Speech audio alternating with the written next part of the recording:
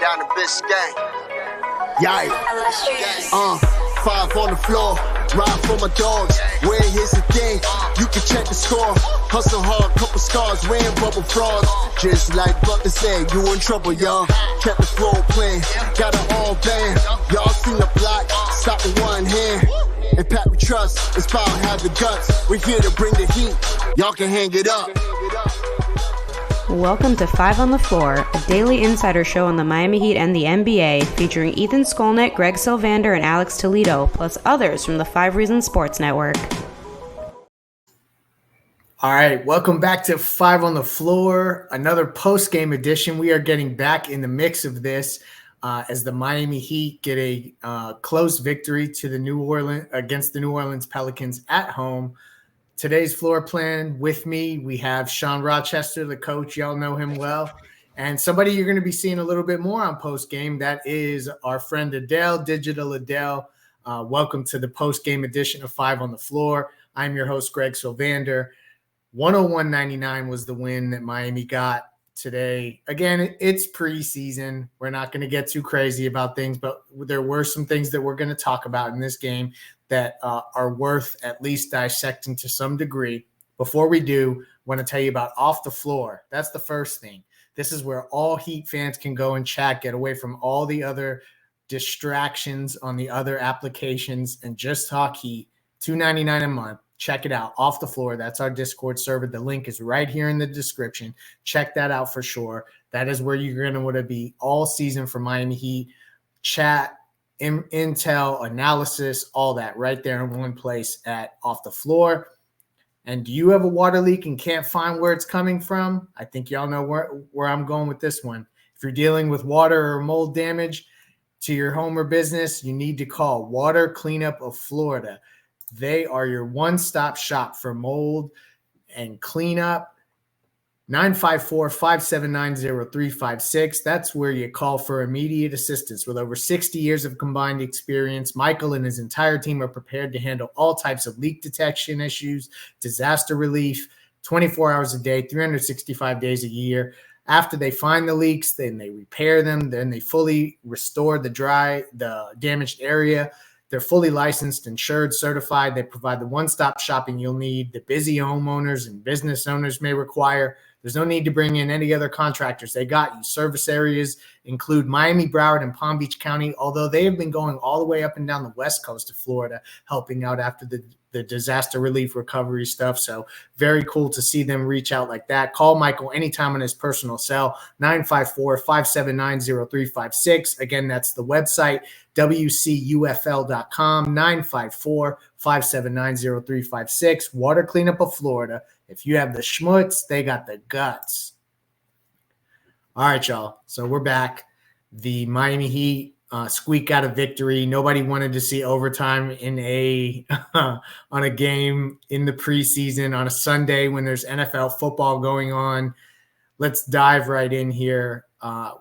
We got to see the core four, what they've labeled as the core four. We're not calling it that. That's what they're calling it. And that's Terry Rozier, Tyler Herro, Jimmy Butler, and Bam Adebayo. Jaime Jaquez was also back, but the core four is where I want to start today. I thought that was good to see them with Nico out on the court. You're starting to get an idea for what that lineup might look like.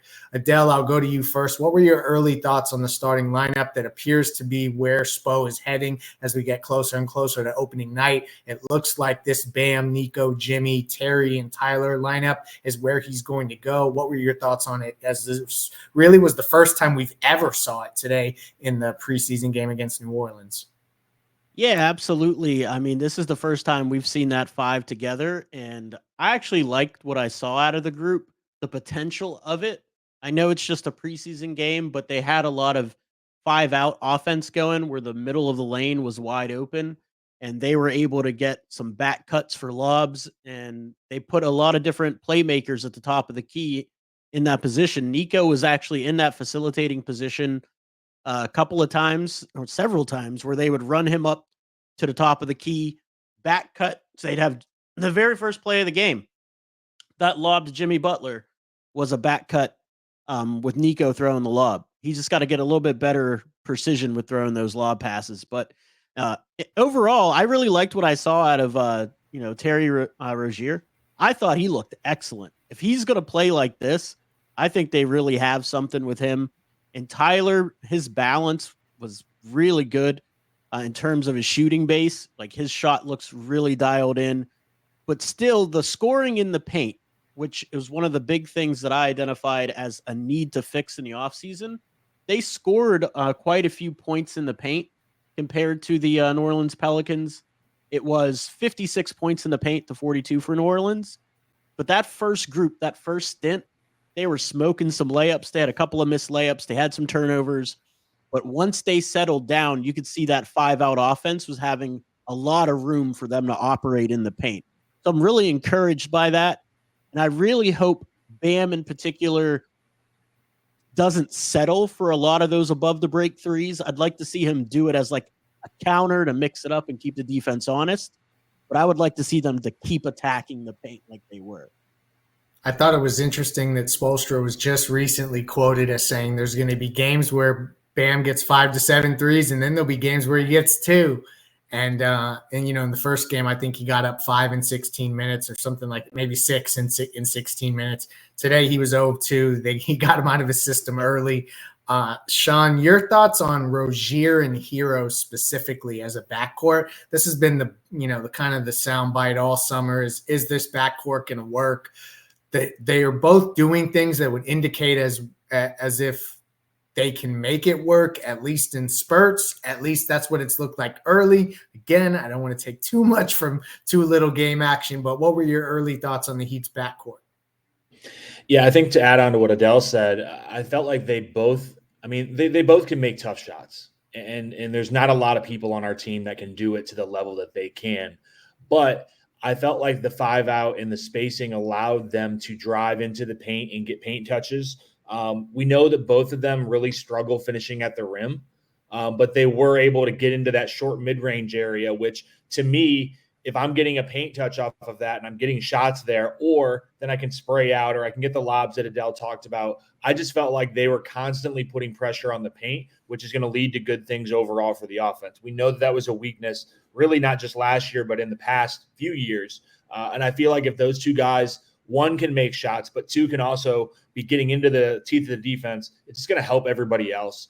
Overall, I don't think you lean into too much from one game. Like to your point, last game Bam was, the next sniping big man, and all of a sudden now he's 0-2, and now we just give up on the whole project. Like any of these things, we just need to look at it. It's a small sample size. These guys are playing somewhere between 13 and 17 minutes in a game for the starters. It's just let's look at the whole picture when we get 10 days from now of what do we see in the preseason, and then we can start moving forward with real basketball. I agree wholeheartedly. I think that people want to jump to conclusions. Khalil Ware needed to start next to Bam and was better than Bam if you went into the Facebook comments of the Miami Heat and things like that, or on Twitter. So there's instant reactions to all this stuff. I thought, and something we're going to get in a little bit later in the show, is kind of how the rest of the bench looked, because they went to a very distinct unit in the second, with the second unit that didn't include any of the young guys. And I thought that was interesting. And I don't know if it's a precursor to the way Spo will lean as we move forward. Want to mention quickly, Alec Burks did not play. We didn't expect him to not play, but he just was not dressed tonight. I think he just got a veterans night off, I think is what the broadcast mentioned. So that was a guy that also, as we look at the minute distribution today, he will get some portion of minutes that are going to go around here. Before we get into the bench units, just kind of looking overall at the starting lineup, if they're able to create a little bit more space, do you see that as becoming more of opportunities for Jimmy to post up? Do you think that they'll find Nico mismatches where they will post up? I guess, Adel, what does that open up for that first 5 that we're talking about, the core 4 plus Nico? What does it open up specifically for that group that maybe we haven't seen, or that will help this group going forward? You mean in regards to just to make sure I understand the question, in regards to scoring in the paint, like that open spacing, how's it going to free up like some of those stars. Is that what you mean? Yeah, precisely Jimmy.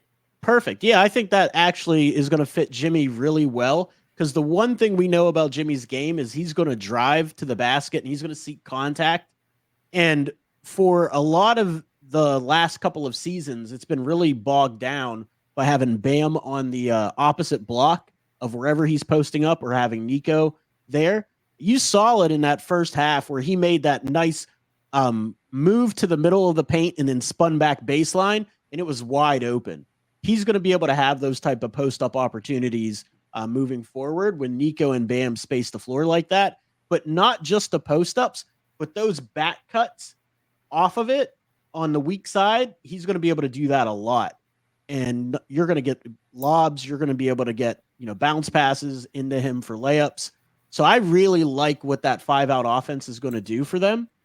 But I would caution, Nico is a good passer in terms of vision. He has good vision, but his lob passing accuracy needs to be better if he's going to be the one throwing those lobs, to be honest with you. It's a good point, because Terry found Bam for one. Tyler has that kind of chemistry. At least we've seen it with Bam in the past. They kind of overthrew a couple passes to Jimmy down there today too. So that, they're kind of working out the kinks and stuff. But I think you hit the nail on the head with Nico needing to be a guy who can make that pass, just so that becomes even more seamless as you find guys on the move. So I want to get into the bench, because everyone kind of expects that the young guys are going to shoot right up into all of the primary bench slots. And I think we need to kind of unpack how the night went there and how that might look going forward. Before we do, though, I'm going to quickly shout out one of our great daily fantasy sponsors. That is PrizePicks.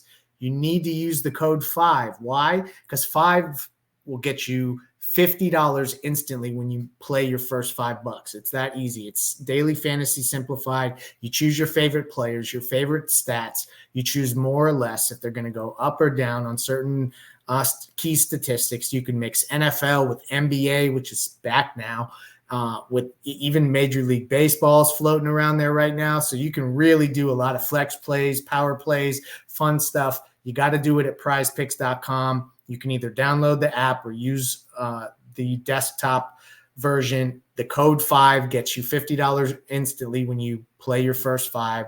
PrizePicks, Daily Fantasy Simplified. Use that code FIVE5. So then the bench came in, and it was this unit of Drew Smith, Duncan Robinson, Jaime Jaquez, Haywood Highsmith, and Kevin Love, and then a little bit of Thomas Bryant, Sean. And I think that people want Pele to be a part of the second unit. I don't think that this should be looked into as to what exactly the bench rotation looks like. But what were your thoughts on how the second group looked? Also, overall, the young guys, what we've seen from them early, out of Larson, Ware. I'm sure there's a couple guys I'm missing, but those are the two primary guys. Who do you think has a better shot at finding their way into the rotation early? And what do you make of the kind of the hockey substitutions that Spo's doing in the 5 that he went with off of the bench tonight? Yeah, I wouldn't read into it too much. We know from watching in the past, or looking back at the past of the preseason, you kind of come into this with a game script more so than you would in a normal game. Like you're going to play the starters for the first half. You're going to play certain guys with certain groupings, and it's not really like you're adjusting based on what's happening in the game. You're just, like the result of this game had no bearing on what Spo was going to do, right? They went into the game with an agenda. Guys that didn't play, Isaiah Stevens didn't play, Keyshawn didn't play. I don't think that means that they're all of a sudden like on the outside and they're going to get cut in the next week. Those guys are just, there's only so many minutes, and you can't cut it up and play guys like 8 to 10 minutes each with 20 guys on the roster right now. So later on in the week, we play a back-to-back. I'm sure there's going to be a game where Keyshawn plays 18, 20 minutes. There's going to be a game where Isaiah Stevens plays a lot of minutes.